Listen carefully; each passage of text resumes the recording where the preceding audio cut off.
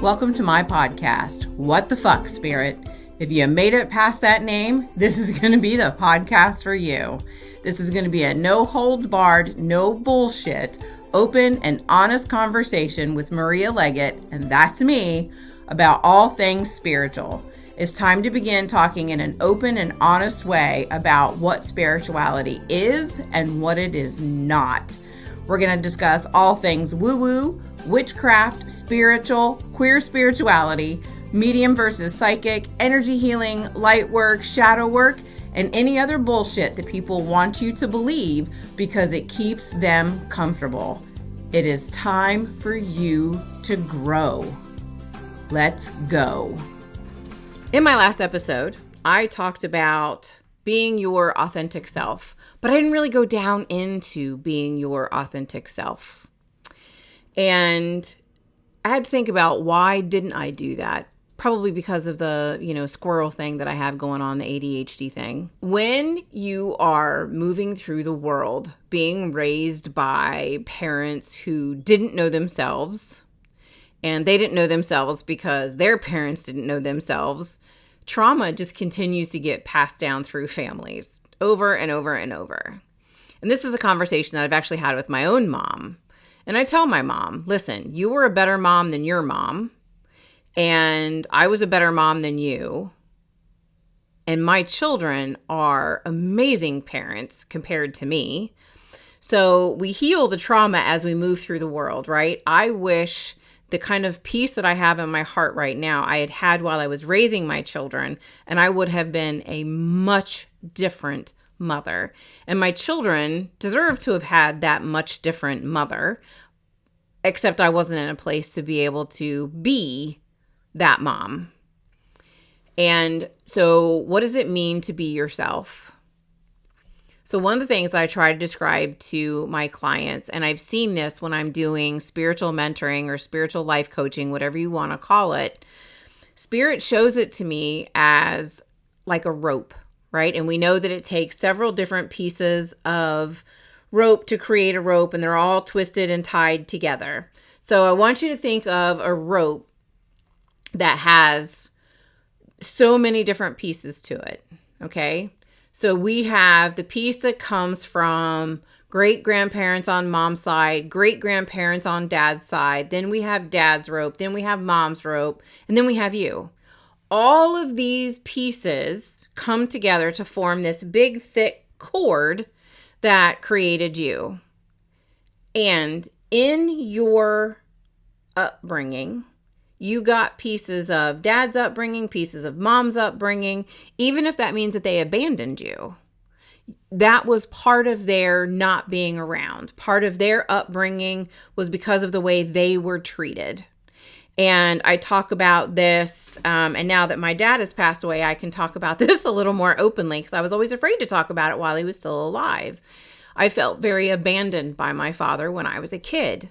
And I mean, massively abandoned, as in I never saw him. He and my mother got married and divorced twice. They were going to get married a third time, believe it or not. And this was all before I was 9 years old. And in watching him come and go, he finally just decided to stay away. He said, he gave me his reasoning for why he stayed away. I've heard my mom's reasoning. And what it all boils down to, it doesn't matter. He made the fucking choice to stay away. So I swear all my rambling is going to account for something.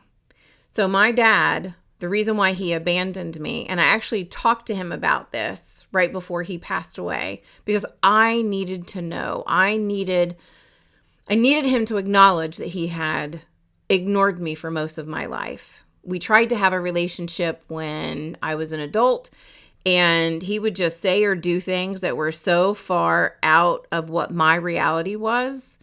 And I don't mean like he was mentally ill. That's not it at all. I just mean my reality and his reality didn't match. Our stories didn't match by any stretch of the imagination. And I would try to explain to him, no, this is what happened. And he'd be like, no, this is what happened. I'm like, dude, it was my fucking life. I know. And I just got tired of the arguing and I didn't want to argue. So my dad and I just kind of stayed clear of each other. My children don't really know him. And so before he passed away, one of the things I did was I sat and I said to him, I'm like, Daddy, did you ignore me and stay away from me and my brothers because Papaw, which was my grandfather and his dad, was it because Papaw was so mean to you and you were afraid of repeating his mistakes? And my father got teary-eyed. That man does not get teary-eyed very often. I don't think I've ever seen him cry, but he got tears in his eyes, and all he could do was take his first finger and put it on his nose right on the nose. He wouldn't say anything else, but that gave me the peace that I needed before he passed away, that he had abandoned me because he didn't want to be an asshole dad like my grandfather was to him. And I know that sounds weird, but it really did give me peace. It helped me to understand why my dad was who my dad was. But my papa was amazing to me. Hugged me, loved me. I mean, I had an amazing relationship with him. And he's the one I told the story about in my last episode, who came to me to say goodbye to me and sat on my bed. I mean, this man was literally like my life. He was everything to me. So it's hard for me sometimes to reconcile in my head this amazing grandfather that I had, but the shit dad that my dad had gotten out of him. And this is how it gets passed down through families. We have all of this karmic DNA that gets passed down in your RNA. So in your DNA, and we'll talk about epigenetics in another episode, but you get your karmic DNA, which is your RNA. It's called junk DNA. It gets passed down. And those are the epigenetics and the family karma that gets passed down. And you have to start clearing this shit. So if you're in the middle of the shit and you're like, why is this always happening to me? Why is this pattern established in my family? Guess what? Tag you're it. You are the one who is supposed to be healing your family. You are the one who is supposed to be saying, I forgive you. You are the one who is supposed to be doing all the fucking work. Does it suck? Yes, it sucks horribly. But what are you going to do? This is what you signed up for, right? When you agreed to come down here and be a human on this earth, you decided to come down here into that family. We choose these shit families that we are born into. We choose our situations. And I know that seems hard to believe. And I know people are going to be like, fuck you, I did not choose this. And I'll tell you, yeah, you did. So if you drop as a listener, I get it, but I'll walk you through all of this. So this is also the same reason why, in my family, on my mom's side, mothers and daughters do not get along. So my grandmother was not really talking to her mother when she passed away. My mom definitely was not talking to my grandmother when she passed away. And my mom and I went through 10 years where we didn't talk either. And, 4 years ago, I knew that I needed to get in touch with my mom because I needed to forgive the things that happened to me when I was a child. And I knew that I needed to let those go because I was holding on to some anger and it wasn't helping anybody. It sure as hell wasn't helping her or my children or anybody else. And so I talked to my mom 4 years ago and we have literally become almost inseparable. I love my mother so much and we have forgiven each other, right? There were things that I did to her that I did out of anger, things I would have said, things that I would have behaved. And she's, shared them with me and I've apologized to her. Mom, I'm so sorry. These are the things that I did. And I did this because of this. It doesn't excuse it, but this is where my anger came from. And so she has been, and I don't mean this in the Southern way at all, but bless her heart, she has literally allowed me to sit there and share with her all of my deep-seated, difficult pain from when I was a child and shared some of my most difficult experiences with her, many of which she doesn't even remember. And so me being able to explain it to her and give her details about things, she looked at me and she said, honest to God, I don't remember this, but clearly you do. And because of that, I want to apologize. And that is what makes the difference. That is what makes this so much more powerful of a healing in our relationship. And I am so grateful that my children have chosen to be different parents than me.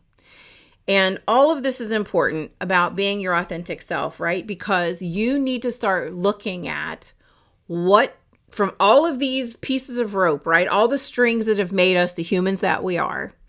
What came from mom? What came from dad? And are you able to sit and methodically look at it and go, okay, What do I know about my grandmother and what my grandmother would have done to my father, what my grandfather would have done to my father? What pieces of him being who he is came from them? What pieces did he not heal but got passed on to me? And then we have to look at the same thing from mom's side. What happened with grandma and grandpa on mom's side, the way that they treated her, and what did she pass on to me? And what am I passing on to my own children? That was a really difficult one for me because I would have sworn to you that I was absolutely, completely, totally different than my mother. And I really was not. I did stop some very important things from happening to my children that happened to me. And I'm glad that I did that. However, there was so many other things that I did that I deeply regret. And I've had to tell my children, I am so sorry. I am so sorry. And I'm glad that I'm doing it now while they're younger and I'm younger, right? I'm in my 50s, but my mom is in her late 70s. And it's just important to have these conversations. So being able to figure out who you are from their trauma. Who are you separate from your upbringing? And many of us don't know who we are separate from our upbringing because we identify as the person we were brought up as. We identify with our trauma. We wear it as a comfortable blanket around our bodies because it's just what we know.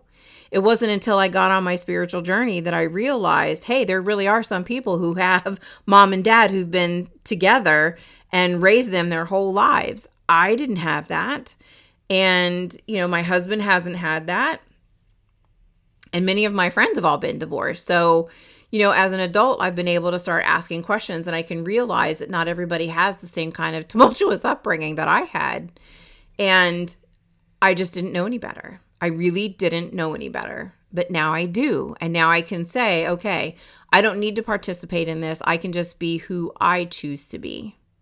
So one of the things that I would highly recommend to you is sit down with a piece of paper and make a column, mom's side, dad's side, and write down the things that you are positive. This is what I got from mom and this is what I got from dad. And then just start asking yourself questions, right? And it is, okay, do I repeat this? These are things that I hated that my dad did to me. Do I repeat them with my own family? Do I repeat them with other people? And this is where you have to get blunt fucking honest with yourself. You have to look at and be honest and say, yeah, I am repeating some of this shit. Because if you're going to lie to yourself, you're never going to finish healing. You are never going to get through what you need to get through. We are down here on this earth, on these soul contracts, to karmically heal what we came down here to heal. And I came down here to help heal my mom's side of the family, my dad's side of the family. And so there's had to be a whole lot of forgiveness. Now, originally, I only thought that I had to work with my mom's side of the family. And only now that I am older am I realizing I have to work on the abandonment and some of the other stuff with my dad. Because just my mom has been so present for so long and my anger with her has been so present for so long that I didn't realize I was also mad at my dad. And now that my dad's dead, it's kind of hard to do. But I am a medium, so I can talk to him and we do work some things out. And he's working out some of his own junk, right, when he goes over there. But writing this list and looking at it and going, okay, this is what I got from mom. This is what I got from dad. And just being honest with yourself.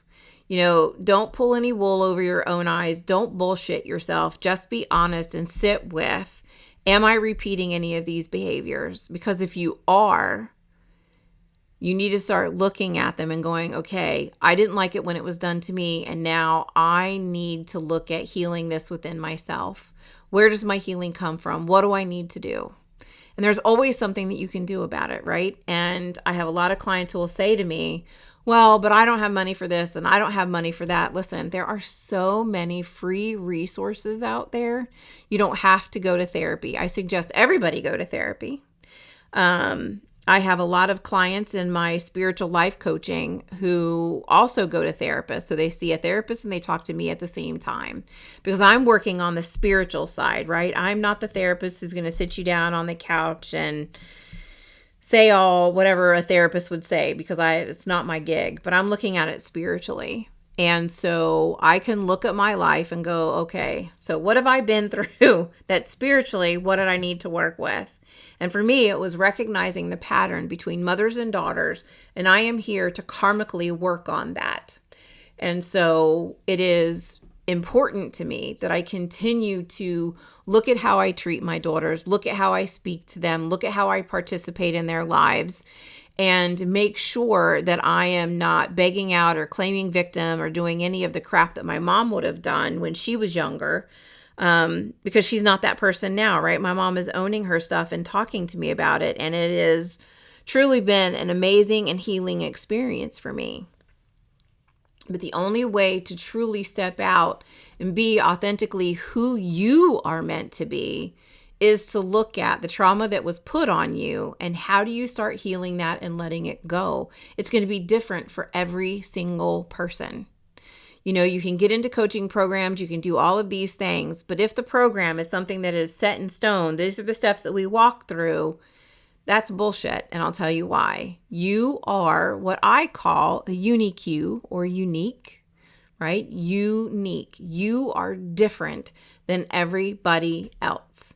Even identical twins are different from the other in the way that they feel, their experiences, their traumas. They're not responding to things the same. So even if you have a sibling who's been through the same situations as you, they're going to look at them differently than you do. And this is why you have to figure out, what are you participating in? What are you ready to let go of? And nobody can help you with that but you. I mean, you can go to a therapist and they can help point it out. A life coach can help point out things to you. The most important thing is that you agree to start working on yourself. The world that we are in right now is so divisive with what's going on with the Trump administration.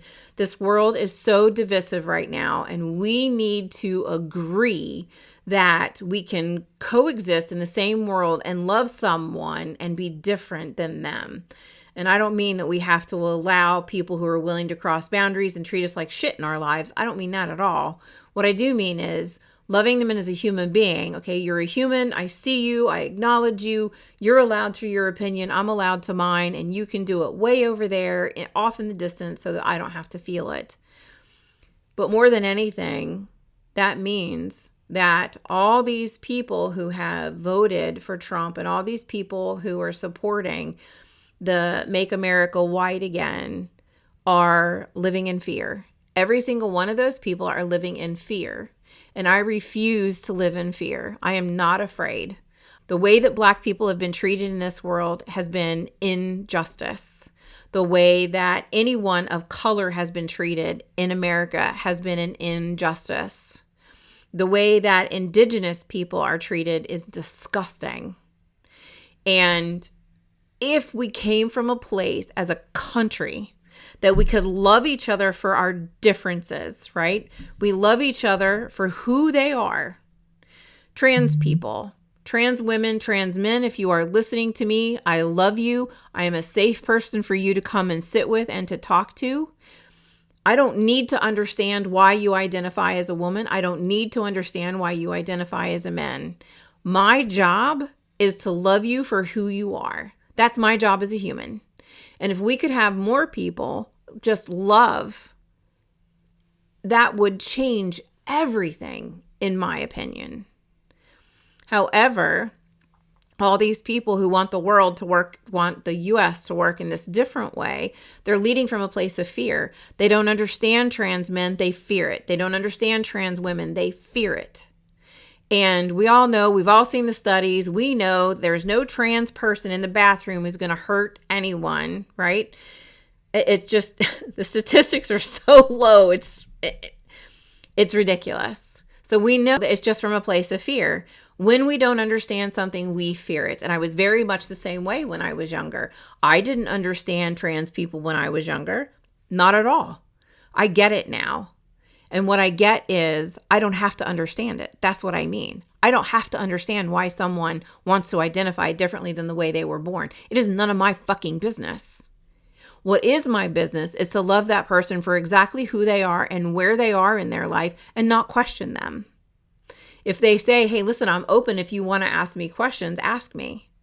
Because here's the truth. When we leave this world, you're not male or female. Bing! Big shocker. You're not a male or a female when you leave this earth. You're just a soul.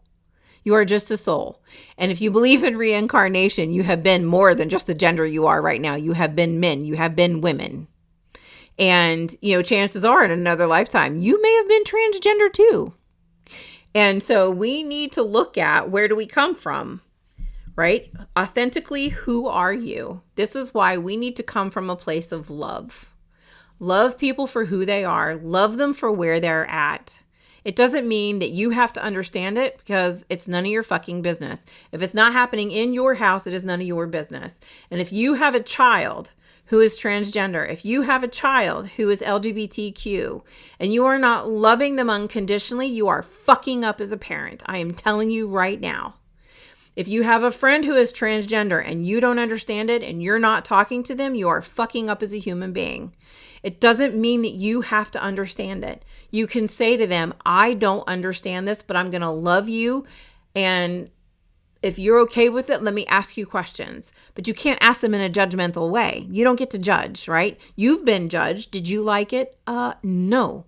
So you don't get to do that. But this is how we discover who we are authentically.